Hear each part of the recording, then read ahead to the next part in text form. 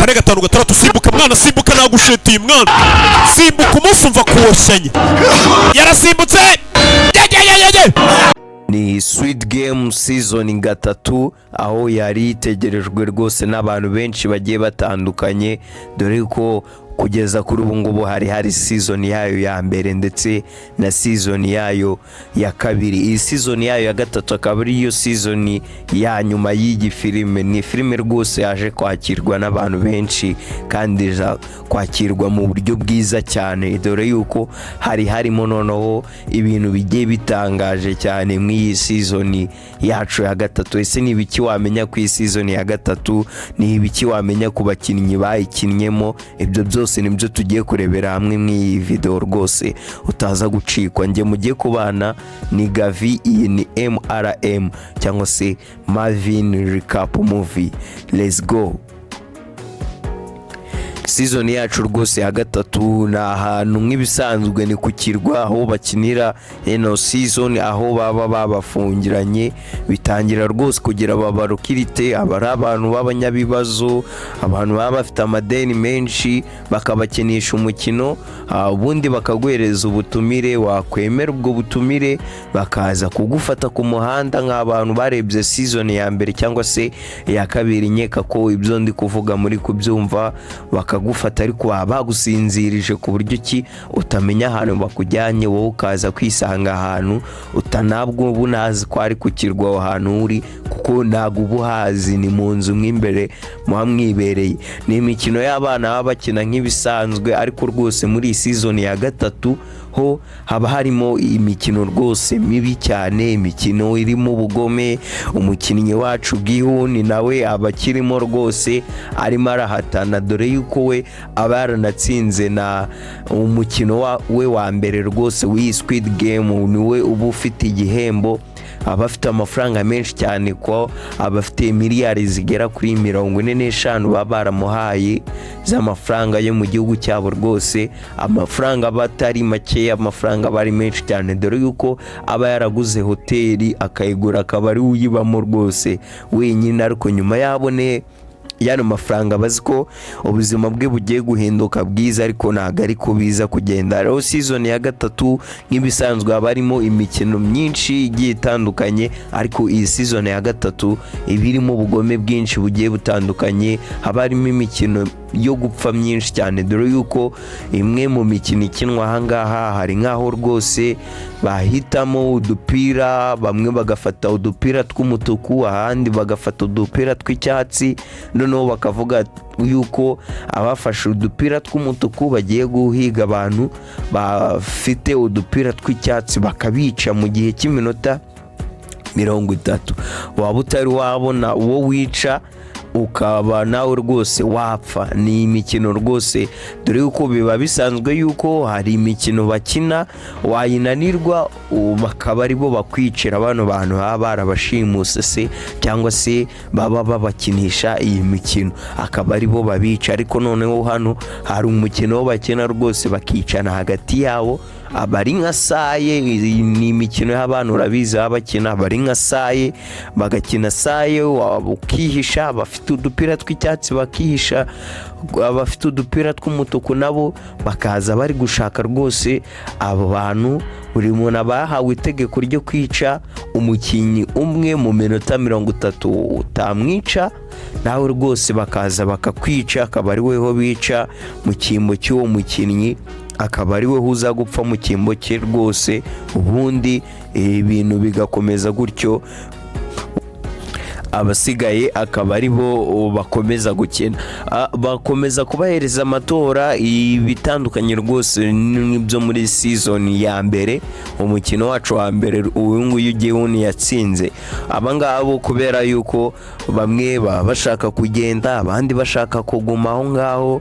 Buri mukino mbere yuko umukino utangira babahereza amahirwe yo kuba bahitamo umukinnyi na umukino niba uraza gukomeza cyangwa se uraza guhagarara. Ariko rwose bitewe n'aba bantu amadeni baba bafite, murabizi baba bafite amadeni menshi dore ko bamwe na bamwe baba bafite amadeni agera kuri za miliyari 6, abandi miliyari 7. Ufitemo ideni rinini aba ari umuntu rwose, aba ari umugabo ufite bafite ideni rya miliyari 10. Rero bagakomeza kugenda bakabereka aho bagera bafite miliyari 4, 6, 7, 8, bakagira ati nimugarukiriza hano umukino turabahereza amafaranga rwose mwigendere. Bagatora bagakora amatora rwose ya demokarasi, buri muntu agatora, ariko bitewe n'ibibazo buri muntu aba afite ubukina wono mukino ntago babasha kuba bahitamo yuko umukino wahagarara, ahubwo bose bakazajya baratora yuko umukino wakomeza, umukino wakomeza. Biba bitandukanye rwose n'umukino wacu wa mbere uyu Gihunu baba baratsinze ahangaho ntago baba bahitamo, ahubwo bo baba bakomeza gukina, niyo mategeko y'umukino uba urimo. Rero hano haba harimo wa mukobwa rwose uba utwite, uba uri kumwe na papa w'umwana, ariko papa w'umwana rwose yarakomeje kwihisha, nta muntu ubibirimo. Umwana akaza kuvukira mu iyi mikino, nawe bakaza kumuha nimero, umwana avuka kuri wa mukino rwose wasaye, baba bari gukina bihishanya, aba ari kumwe na wa mukecuru ufitemo umuhungu we, umukecuru rwose akaba ari uza kumubyaza mu gihe baba bari kwihishanya, bari kumwe na wa mukobwa barihinduje rwose, abari umugabo ariko barihinduje umukobwa akabarwanirira, ariko papa w'uyu mwana umukobwa barateye inda, umugabo barateye inda, no mukobwa akaza kumwica atazi ko rwose yabashe kuba yamurindira umugore, akamurindira umwana akamwica, yabonye n'inzira kuri finali rwose. Iyi season byose birimo nkeka yo abari kuri episode ya 4, aho no mukobwa bamwica, niba atari kuri episode ya 2, ni hagati y'izo episode mwaza kureba ino season ubu ngubu iri hanze rwose. Uyu mukobwa barahinduje rwose bakaza kumwica, aka kana nako kakavuka ku mukino ukurikira, bakazana umukino umwe w'umugozi wo gusimbuka umugozi, ariko ahangaha nk'uko rwose ayibonye aba ari umugozi ariko ukozwe mu cyuma cya ferabeto, aba ari umukino wo kwambuka ikiraro ahantu harehare rwose, hanini rwose ku buryo utakumvisha nko muri metero zigera nko mu 100, akaba ariho hantu bakinira umugozi. Iki ferabeto baba bari gukoresha, iyo kigukubise uswase rwose ukahita ugwa hasi, ukahita upfa rwose, ibintu bibi cyane. Abakire barimo bari gukina bari kwisekera, n'aba bakire nabo bakazamo bakica abantu, dore yuko bica abantu kuri wa mukino wasaye, nabo baba bari kugira abananiwe kwica abantu, baraza nabo bambaye nk'abasirikare bo kukirwa, imyenda y'umutuku n'amamasike y'umukara, nabo bakica abantu, bagatangira guhiga, bagatangira kwinjira nabo rwose mu mukino. Ibintu biba biri kubanezeza, ariko nyine urumva ni abakire baba babuze ibyo bakora, kwica abantu bikabanezeza. So ahangaha nyina w'umwana aza gupfa, Yugihu nakagumana umwana akamwitaho, akamukorera ibiki byose, n'uyu mwana nawe bakavuga yuko agiye kwinjira mu mukino ko arasimbura mama we. Umwana nawe rwose bakamuha nimero ya mama we, aba ari 2, 3, nawe akinjira mu mukino. Amafaranga ya mama aba amaze kugezamo nawe bakayamuha. Ibintu rwose birakaza abakinnyi, kuko baba bamaze kugezamo miliyari 4 buri muntu, bazi ko izo miliyari rwose 4 nabo bagiye kuba bazigabana, dore yuko haba hasigaye abakinnyi 9 bakazigabana, ahubwo aka kana nako kakaza kiyongeramo amafaranga ya mama wako kakayafata. Ibintu birakaza rwose abagabo baba bari hano, dore ko baba ari abarakare, baba bararakaye rwose, bafite amadeni menshi agiye atandukanye, bafite imyenda myinshi hanze, bakavuga ati uyu mwana nawe turi buze kumukorera ikintu kidasanzwe. Ku mukino wa nyuma babanza kubahereza ibiryo byiza, nko muri season ya mbere rwose babahereza ibiryo byiza, bakabambika udukoti, bakabaha buri kimwe cyose, nyine bakabaha inzoga, kugira bakina umukino rwose wa nyuma. Naho bagakora amatora, ariko hagati aho ngaho wa mupolisi rwose akomeza kuba yahiga iki kigwa kugira ngo abashe kuba yahagarika uno mukino. Aba ari kumwe na Paka na Captain Paka, ariko Captain Paka tuza kumenya yuko ni wa mu captain baramutoraguye muri season ya mbere, aho aba yararashwe n'umuvandimwe akagwa mu nyanja. Uyu Captain Paka akaza bakaza kumutoragura.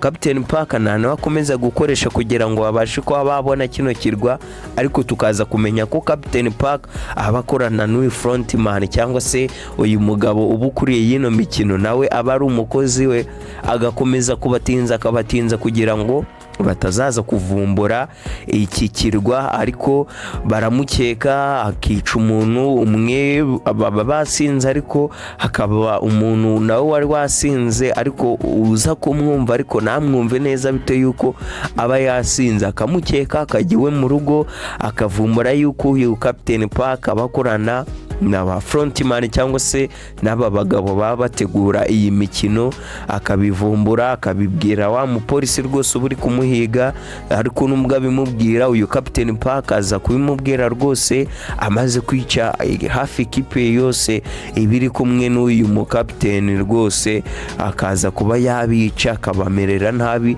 sibyo ko nawe birangira apfuye.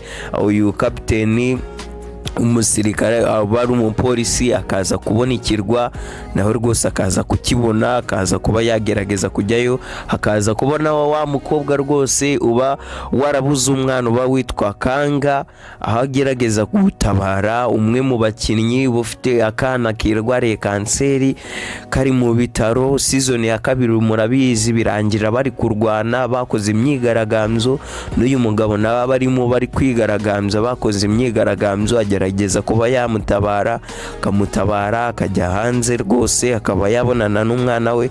Uyu mukino wa nyuma rero, umukino wa nyuma babahereza abari gutaruka ahantu hatatu, ni amashusho atatu, imwe aba ari square, iyindi ari rectangle, iyindi rwose ari uruziga, aba ari uruziga. Kugira rero bataruka ahantu hatatu habasiga abakinnyi 9, kugira bataruka ahantu hatatu hagaba bagomba gupfa abakinnyi 3, hagasigara rwose abandi bakinnyi 6, akaba aribo bagabana miliyoni 45, nako ni miliyari, abari miliyari 45 rwose z'amafaranga baba bari kuba bahatanira.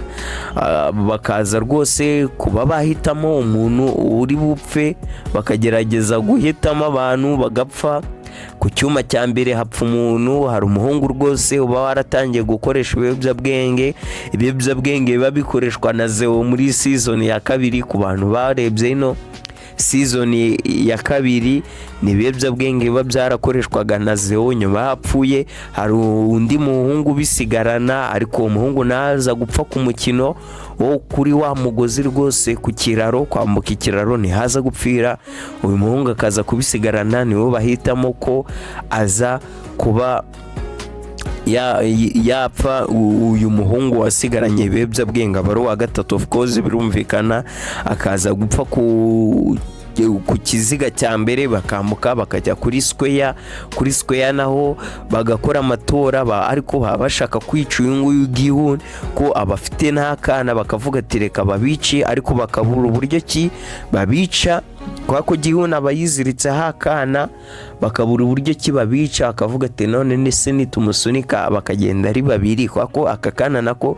tari kaba kinje mu mukino, nibo babasunika bakagenda ari 2, turabura uburyo ki tuza gusunika undi muntu wa 3 uri buze gupfa ku mukino wa nyuma nangwa se kuri finale. Bagagerageza ku mwaka uyu mwana, ariko bikanga, bakavuga ati none reka turebe umuntu uri buze gupfa hagati yacu, bagakora ibintu bimeze nk'amatora, ariko bakaza kugambanira umugabo umwe muri abo ngabo baba bari kumwe. Papa w'uyu muhungu rwose nawe agerageza gutabara aka kana, dore ko bagiye gusunika Gihun kugira basunike Gihun hamwe n'aka kana, bakaza kumenya yuko abari papa w'aka kana, ariko we aba yarabihishe, baza kubimenya nyuma rwose, bakarwana bagashwana, bakaza gupfa abantu benshi cyane bagiye batandukanye. Noneho kuri finale rwose ku mukino wa nyuma nangwa se ku shusho ya nyuma kuri rectangle ibisigaye haba hagomba gupfa umuntu. Papa w'uyu mwana nawe bafite amafaranga menshi, ubufite amadeni menshi, yuko nawe ababereyemo abantu hanze, aba ari umukire ariko afite abantu amadeni, dore yuko abakora business za online ariko zikaza kumuhombera, akabajyamo abantu amadeni menshi cyane. uyu papa w'uyu mwana rwose asaba Gihuni yuko yamuhereza umwana we, ubundi Gihuni akaza kwiterera akiyahura nawe akava aho ngaho agasigara asigaranye we n'umwana we, agashaka kwica umwana we kugira ngo asigarane amafaranga menshi. Ariko uyu Gihuni rwose amuhereza umwana, ariko ku kiraro mu gihe kiba kigiye kwifunga akaza gutaruka nawe akajya kuri yaswe ya ibisigaye bakaza kurwana. Ariko mbere yo kurwana haba hari buto yo bakanda kugira ngo umukino utangire, bakabahereza iminota 15 kugira babanze bige ku mukinnyi baba bagiye kuba bajugunya. Uyu Gihuni rwose agwana na papa w'uyu mwana, bakarwana bikarangira Gihuni atereye uyu papa w'umwana, ariko nubwo agerageza kumufasha amutera atabishaka, akagerageza kumufasha aba yafashe ikoti rikaza gucika bikarangira apfuye. Nyuma yo gupfa akaza kureba ya buto akabona yuko batari bayikanze kandi abasigaranye we n'agahinja konyine. Ibintu rwose yaba bikomeye abakira akavuga ati ibingibi rwose noneho biroroshye, atagiye gufata uruhinja ubundi arusunike asigare wenyine atsindira amafaranga. Ahangaha rwose ni ibintu abantu benshi tuba tuzi ko ari byo agiye gukora, ariko uyu Gihuni rwose akora ibintu bitandukanye n'iby'abakire cyangwa se uyu frontman aba yatekereje ko yakora, dore yuko frontman aba yamuhaye n'icyuma kugira ngo abashe kwica abakinnyi bose igihe baba babahaye inzoga, babahaye ibiryo basinziriye, akamuhereza icyuma kugira ngo abashe kuba yagikoresha yica abakinnyi bose, ubundi we aze kuba yasigarana amafaranga batanari ngombwa ngo bakine uyu mukino wa nyuma. Ariko uyu Gihuni rwose akaza kubyanga, bakaza kutwereka ko frontman nawe kugira ngo atsinde uno mukino wa mugabo rwose w'umusaza aba yaramuhaye amafaranga, aba nawe yaramuhaye icyuma kugira ngo yice abakinnyi baba barasigaye, kuko n'uyu frontman nawe barakinye k'uyu mukino kugira ngo abashe kuba yaba umukire ndetse banamushinge ino mikino nawe aba yarawukinnyeho rwose. Uyu Gihuni nawe bamuhereza icyuma ariko akanga kwica umuntu n'umwe, akavuga ati reka dukine, niba ndo gutsinda nsinde, niba ndo gupfa impfe nta kibazo.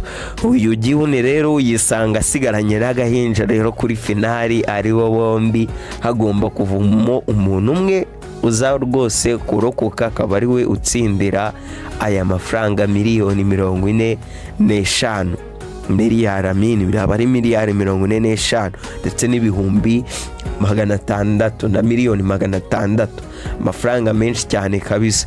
Ariko uyu Gihuni akora ibintu bigiye bitandukanye nibyo aba bakire baba bari gukeka, akababwira ati ubu muntu ntago ari ukwikunda, ntago ari ukumva ko ari weho uri imbere y'abandi, ahubwo ubu muntu ni ukugira neza ndetse no gufasha abanyantege nke.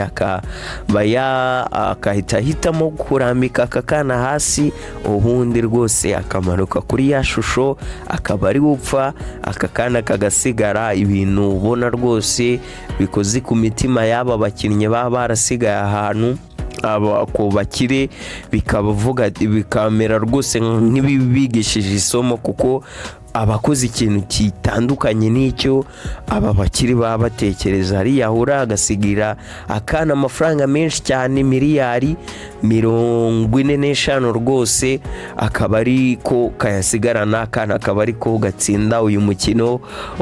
Bakajya kurangiza rwose umukino, wa kapiteni w'umupolisi nawe yavumbuye ahantu abashinzwe amazi, umutekano w'amazi batangiye kuba bagera ahantu, wa mukobwa naba yagarutse agatwika ibipapuro, amadosiye, abavuga kuri wa mugabo bagerageza kuba yatabara, ndetse n'abandi bose bakaza kuba bacika. Nyuma y'uyu mukino hari ubwato waba buhari, bakaza kuba bacika. Abakire bo bahita banyura rwose y'ikirere n'indege batwara, bakaza kuba bahacikira. Muri makeya iki kigwa wa mu frontman cyangwa se ubukuriye yino mikino, haba hari ibisasu rwose ubona ko ibintu babiteguye ku buryo kibaramutse bafashwe bahita bagituritsa ikigwa rwose bakakirimbura, ku buryo ki nta muntu wabasha kuba wamenya yuko higeze kuba hanabera n'iyo mikino igiye itandukanye.